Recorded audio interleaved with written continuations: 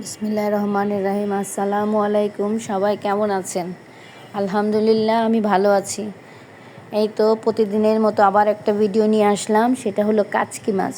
আমার বোন, ছোটো বোনটা অসুস্থ, তো ওর মানে খেতে ইচ্ছা করছে। এর জন্য ওর হাজব্যান্ড আমার বাসায় হঠাৎ করে নিয়ে আসছে যে আমার হাতে খাবে রান্না করাটা। এর জন্য আমি এটা রাত্রের প্রায় 12:30 বাজে, তখন আমি রান্না করতেছিলাম কাচকি মাছ ভুনা। তো এটাই তো মেখে টেকে বসাই দিছি আমি, সেটাই আপনাদের কাছে শেয়ার করলাম।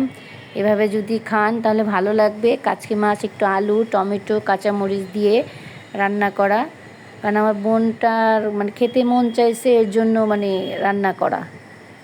নাহলে তো এত রাতেরবেলা রান্না করাটা মানে আমি করতাম না।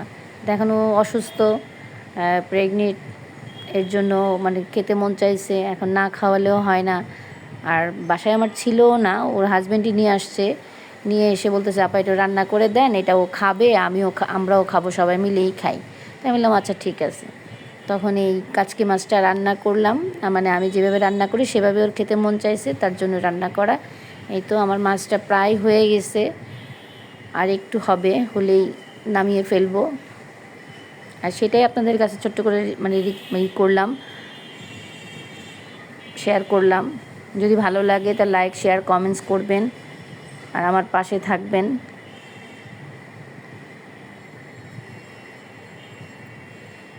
আমার তরকারিটা প্রায় হয়ে গেছে।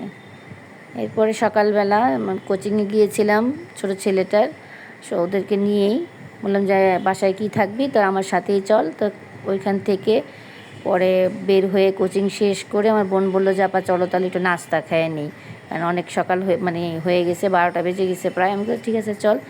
ছোট্ট একটুখানি হোটেলে বসে তখন আমরা ডাল, ভাজি আর রুটি খেলাম। তারপর হাঁটতে হাঁটতে আসলাম শান্তিনগর। খোদা হাফেজ।